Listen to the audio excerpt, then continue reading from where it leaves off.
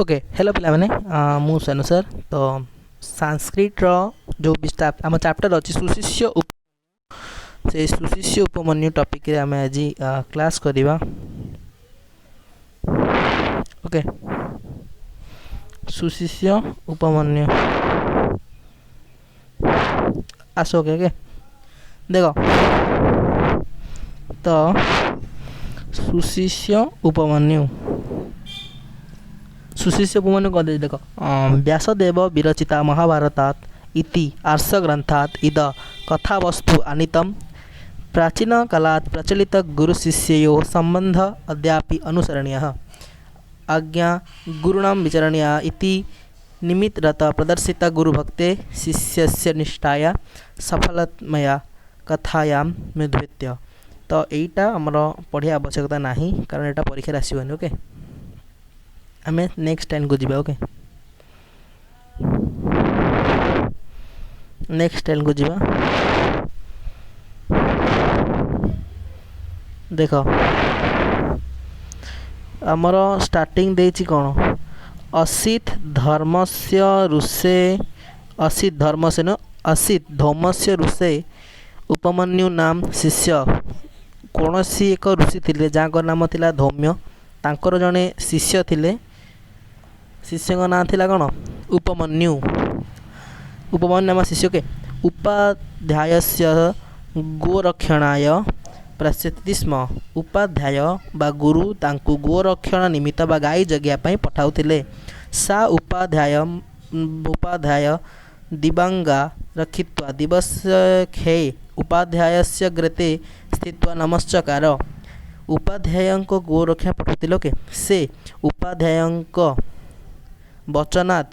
वचन अनुसारे दिवस दिन गा रखित्वा गाई को जो चराई आनी उपाध्याय सम्मुखे दिवा खेरे माने संध्या समय उपाध्याय अग्र माने उपाध्याय आगरे उपस्थित रही नमस्कार करुथिले हैला। गुरुस्तं हृष्टपुष्टं दृष्ट उवाच गुरु तांकु हृष्टपुष्ट बा सुस्थ सबल देखि पचारिले वश्च पुओ केन वृत्ति करोसी क्यों भावरे बा किपरि वृत्ति करुच बा किपरि पेट पोषुच। उपमन्यु गुरु प्रत्यावादित उपमन्यु गुरु को प्रत्यावादी कहले प्रत्युत्तर रे कहले भिक्षा द्वारा वृत्ति करुची भक्षा वृत्ति करोमि भिक्षा द्वारा वृत्ति करुची। तमुपाध्याय ताहा परे प्रस्तुत्वा महा तमुपाध्याय प्रत्युवाच तमुपाध्याय तापरे तमुपाध्याय एटा संधि गोटे तमुपाध्याय प्रत्युवाच माने कौन प्रयुक्त उवाच बा पुणी थरे पचारिले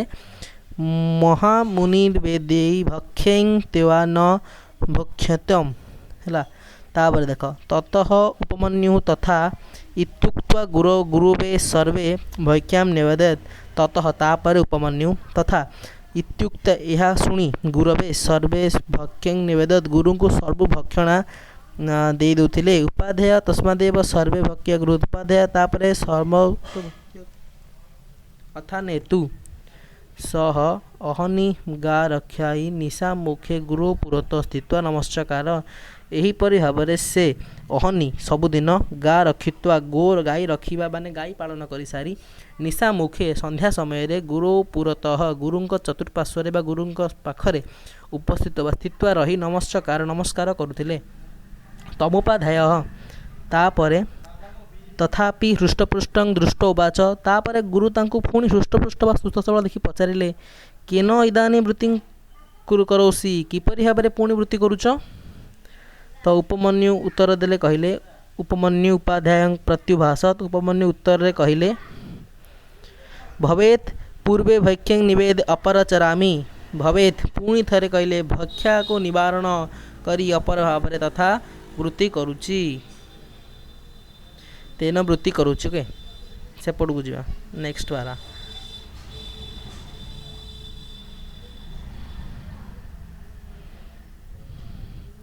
तं गुरु प्रत्युवसेत् न तत एतेन अन्येषां भैक्षाई जीविना वर्तुम करोति एवं न कर्तम कर्मव्यम एगुड़ा किसी पचारे मुझे कहि कौ लाइन गोटे आवश्यक अच्छी परीक्षा रे तुमर एटा पड़ोनी एथुरु कौन प्रकार क्वेश्चन एठू आसबनी नेक्स्ट रे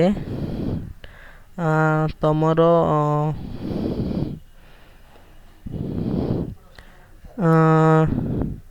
एतक पड़ो माने एथुरु मोस्ट इंपोर्टेंट क्वेश्चन एतकरू किछि पड़ो नाही एतक पड़ो एटा ए दी पैराग्राफ किछि पड़ोनी जोटा आमे देखिछु बहुत टाइम हेलानी ओके तो देखो ये मजा करते अतः उपमन्यु वृत्त्यम जम अनुपायम अकरोत् गुरुस्तंग सर्वे नैवाराम एवं प्रसिद्धित स कदाचित् रण्ये क्षुधा भक्ष्यम अर्कपत्राणि अवक्षयत ताले कौन नाम है एठी ना अथ उपमन्यु उपमन्यु एहा परे वृत्तयम जान व्यानुपायम अकरोत् न खाई गुरुस्तंग सर्वयं निवारयत गुरु को समस्त द्रव्य निवारण करते समस्त द्रव्य प्रदान कर देउथिले एवं प्रतिसिद्धि होइथिले से कदाचित अरण्य कौन से एक अरण्य क्षुधार्थ माने अत्यंत भोकिला होई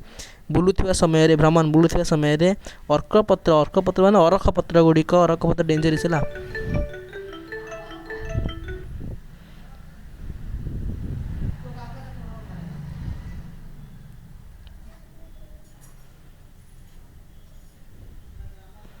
गोटे मिनट रुह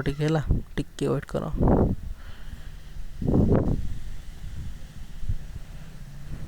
अर्कपत्राणि अरख पत्र गुड़िक को खाई दृष्टिहीन भैकित्व दृष्टिहीन संजात खाई दृष्टिहीन हो जाते ततः तापरे स गच्छत एकस्मिन् कूपे पतत तापरे से जाई कोनोसी गोटिए कूपरे पड़ जाइथिले ओके अत तस्मिन् अनागते सूर्य च अत गते गुरु जेतेबले किसी समय गला परे सूर्य अस्त हो गला परे गुरु सह तांको गुरु खोजिले तापर गुरु अन्य शिष्य मान खोजिले मया सर्वत प्रसिद्धित स नियंत कुपित नागच्छति किंतु ताको कौनसी प्रकार पाइले नहीं तस्मात् सो विश्वम इत्युक्त शिष्य सार्धरण्य रे गत्वा जाउथवा समय रे तम आहुतवान तांको डाकिले कौन डाकिले ताको दिले गुरु और शिष्य माने ताको खोजुथिले से डाकिले ताको कौन भो उपमन्यु हे उपमन्यु कुत्रासी केउठारे अछ बश्च एहिति कोठी अछ ए बरेटा संबोधन कर डाकिले स उपाध्याय वचन श्रुत्वा प्रत्युवाच एटी स किए स है उपमन्यु तो स उपाध्याय वचन श्रुत्वा से उपाध्याय वचन को शुणी प्रत्युवाच पुणी थर उत्तर देले कि कौन देले अस्मिन् कूपे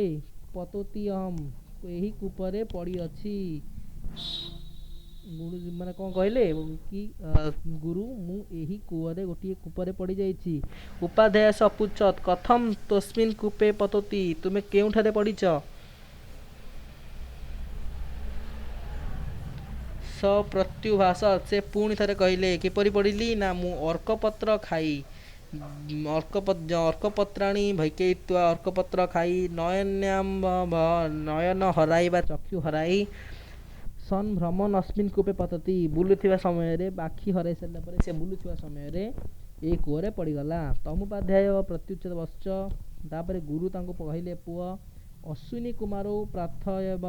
अश्विनी कुमार को तमे प्रार्थना कर तो देवविसर्ज से देवविसर्ज बा देव वैद्य अटंती त्वांग से तुमको चक्षुष्मंतम त्वांग चक्षुष्मंतम तुमको चक्षुबान बा पुणी थरे चक्षुदान करिष्यतः करिबे गुरुनाम एवं उक्त्वा गुरुंकर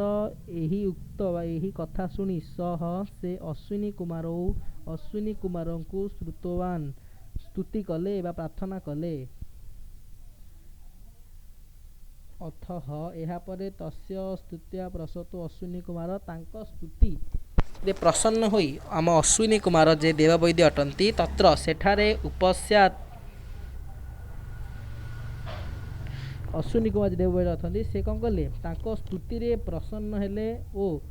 तांको स्तुति रे प्रसन्न हेले ओ तत्र उपास्यात उपमन्यु प्राहुत सेठी उपस्थित रही उपमन्यु कहले वश्च पुओ इमम पुपम पुपम अर्थ कौन पुपम अर्थ होची पिठा हला इमम एही पुपम भक्षय एही पिठा को भक्षण कर